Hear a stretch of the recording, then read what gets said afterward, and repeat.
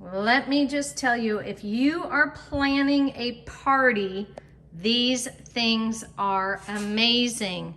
And who wants to clean up a bunch of mess after everybody's thrown a bunch of confetti or rice or whatever it is?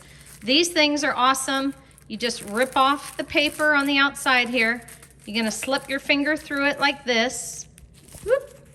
And then you get ready to throw it like a rock. And when the people come out that you want to surprise, boom, you throw, and these things just go everywhere. Easy cleanup, you just ring them back in. Lots of fun. Kids love them. I love them. They are fantastic. The other thing that make incredible decoration are these pom-pom balls, these tissue balls. My daughter loved these so much, she hung them in her room.